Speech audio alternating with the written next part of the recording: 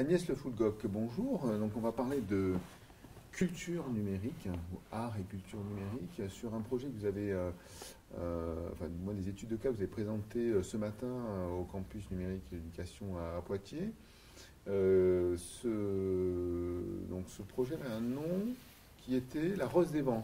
Rose des Vents numériques, un projet d'essaimage des cultures numériques. Plusieurs pays d'Afrique, Martinique, Caraïbes. Voilà. Ouais, c'est un projet financé par l'Union européenne en partie. Il y avait beaucoup d'autres partenaires, mais pour faire de la coopération Afrique-Caraïbes. Donc nous, on s'était fixé à la Martinique, à Dakar et à Bamako.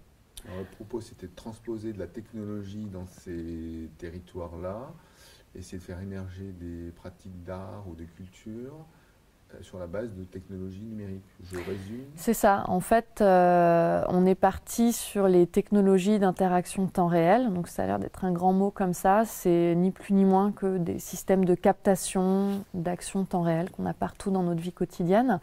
À l'époque, il n'y avait pas encore énormément d'équipements et d'infrastructures dans ces localités-là. Donc, apporter finalement ces technologies interactives, c'était plutôt fort. C'était même plutôt osé aussi. Et c'était en effet l'idée qu'une scène artistique en art numérique émerge, mais aussi finalement à travers les usages des artistes, les créations artistiques, de questionner la place des technologies dans la cité. Alors on parle de l'époque, c'est 2010 jusqu'à... 2010-2011, la réalisation du projet. D'accord, donc ça fait quelques années. Ça fait quelques années, on peut considérer qu'on est à plus de 10 ans, étant donné que le montage d'un projet comme ça s'est fait sur 2008-2009. Déjà, après ce projet, ça continue dans ces pays? Alors, justement, c'était un peu l'objet de la table ronde ce matin, c'était de questionner ce qu'il en reste. Est-ce que des spécificités culturelles se sont tissées, puisqu'on a fait de la coopération, on a fait des échanges, du partage de connaissances, etc. Donc, ce qui continue, c'est que les partenaires, c'était des lieux qui existaient déjà depuis un moment. Par exemple, le porteur du projet à Dakar, Kertiosan, existait depuis 2002.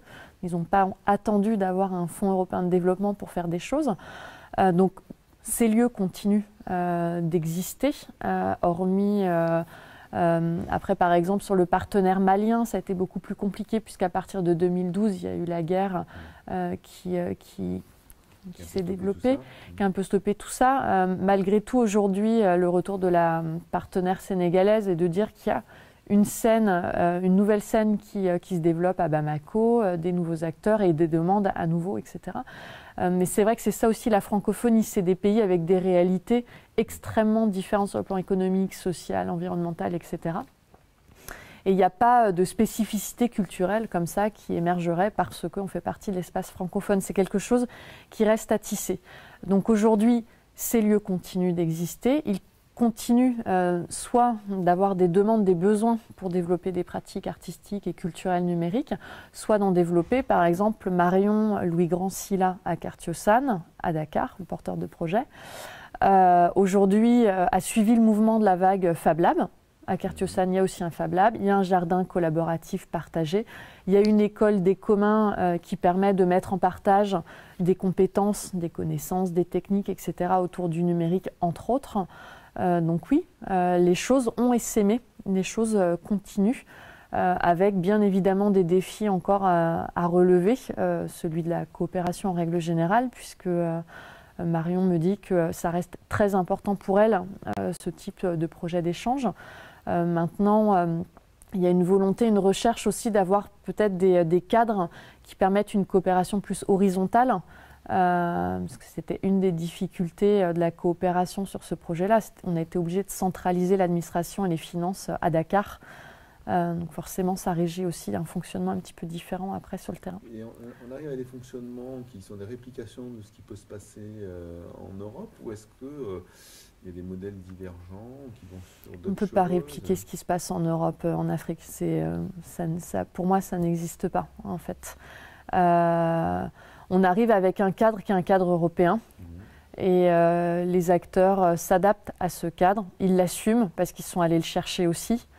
Parce que c'est un cadre qui permet d'allouer des moyens, malgré tout, importants pour faire de la coopération avec des pays qui ne sont pas des pays nécessairement frontaliers. Par exemple, vraiment le fait là, de faire de la coopération entre la Martinique, le Sénégal et le Mali, c'était super intéressant.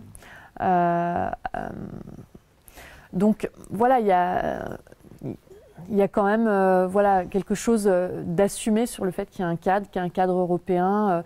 Maintenant, il y a aussi cette demande d'en trouver d'autres, des cadres. Et il y a aussi d'autres partenaires qui permettent finalement de tisser, de tricoter des projets comme ça avec d'autres modèles de coopération, en tout cas sur lesquels Marion tient énormément, plus basé sur du partage à toutes les strates du montage du projet.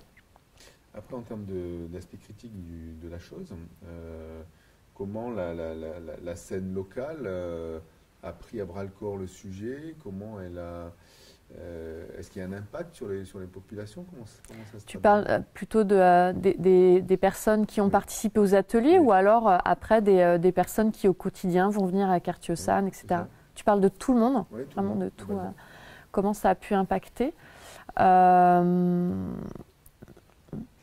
Les bilans sont un peu mitigés. Par exemple, c'est vrai que le fait de venir avec des technologies d'interaction temps réel comme ça, c'était peut-être un peu trop fort à l'époque. C'est-à-dire que les artistes avaient déjà besoin de se saisir de techniques en multimédia avant de faire du multimédia temps réel. Donc de se saisir de la vidéo, de techniques de modélisation 3D, etc. Donc, Marion me dit aussi, ça prend du temps. La montée en compétences, elle est extrêmement longue. On ne l'a pas encore atteint. De toute façon, nous, on le voit aussi en France, comment ça s'est joué, cette appropriation de toutes ces technologies-là interactives.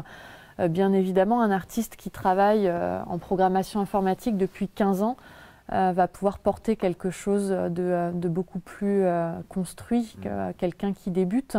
Oui, ça prend du temps, c'est pratique, ça prend énormément de temps, donc on n'en est qu'au début. Et pourquoi avoir voulu inoculer le virus du numérique Du point de vue du porteur de projet, ça semble extrêmement injuste de ne pas avoir accès aux équipements et aux infrastructures, et puisqu'il n'y avait pas ces équipements-là là-bas, de ne pas pouvoir être présent sur la scène artistique à l'international. C'était une aberration pour elle, c'est-à-dire qu'on aurait pu l'interpréter en se disant bon finalement tel ou tel pays sont pas, ça les intéresse pas, ou ils sont pas créatifs avec ces outils-là, etc. Non, en fait, il y avait un vrai défaut d'équipement. Il n'y avait pas ces équipements-là à ce moment-là. Donc il y avait une volonté du porteur de projet déjà de les mettre entre les mains des personnes, partant du postulat que une scène artistique allait se créer, allait se développer à partir de ça. Et puis il y avait aussi finalement les échos un peu critiques qu'on commençait à avoir dans les pays tels qu'en France, où on avait déjà nous ces technologies installées depuis longtemps, où il y avait porté par les artistes numériques notamment beaucoup de critiques sur la place de ces technologies interactives dans la cité, sur la place qu'elles allaient prendre avec les capacités des machines à gérer de plus en plus de flux d'informations et de données en temps réel, etc.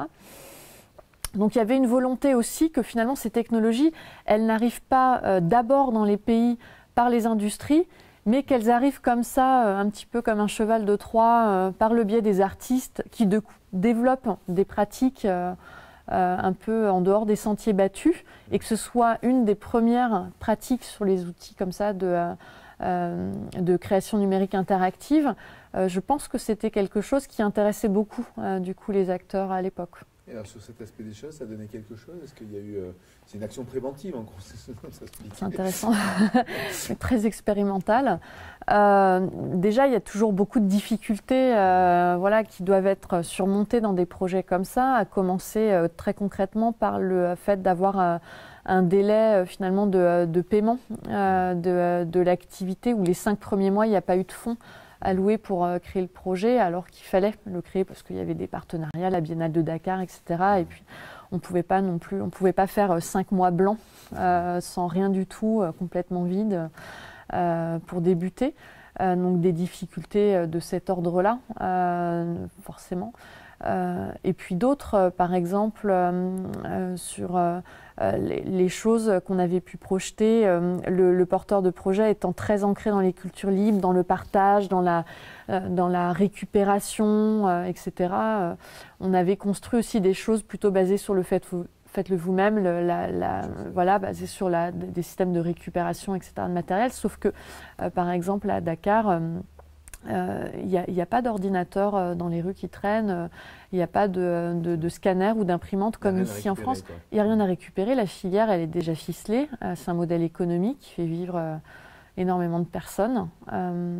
Donc il y a aussi finalement cette réalité-là, c'est-à-dire que le porteur de projet à Dakar, il convoque cette situation en théorie, et lui-même sur le terrain se retrouve avec des technologies sur lesquels et des montages sur lesquels il n'avait pas forcément anticipé tous ces frottements-là.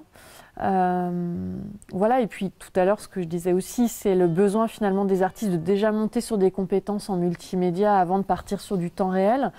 Il y a un niveau de complexité aussi. Il faut comprendre que nous, en France, quand un artiste travaille avec ces outils-là, on peut se dire, bon bah voilà, regarde, il y a déjà plein de systèmes automatisés, même dans les maisons, pas que dans l'espace public, qui permettent d'allumer la lumière, de faire tourner des choses, etc. À Dakar, il n'y avait pas cette analogie possible pour faire comprendre ce qu'était l'interaction temps réel. Donc il y avait aussi des défis d'un point de vue pédagogique, d'arriver avec des équipements comme ça de captation et d'action temps réel.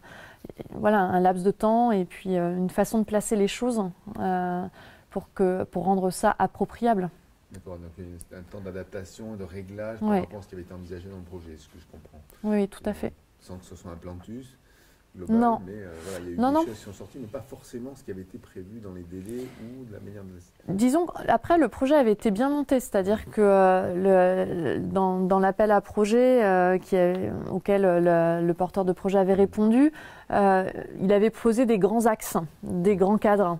On va faire des festivals, on va faire des formations, voilà, avec un faisceau de pratiques. Donc après, on a vraiment très facilement pu réajuster les choses. Ça a nécessité d'activer vraiment une compétence en méthode de projet extrêmement précise et pointue, puisque dès lors, on a dû vraiment prendre le temps des entretiens, des besoins voilà, de chacun. Pour faire ces réajustements-là, voilà, on a vraiment dû faire une enquête de terrain sur les 2-3 premiers mois pour réajuster l'intégralité des 2 ans de projet. Ouais. Alors on parlait tout à l'heure de la continuité du projet. Est-ce qu'aujourd'hui, il préexiste des festivals, une évolution dans les technologies, une meilleure appréhension, un développement des entre guillemets, pratiques artistiques autour du numérique, ou est-ce que c'est resté dans un embryon Doucement.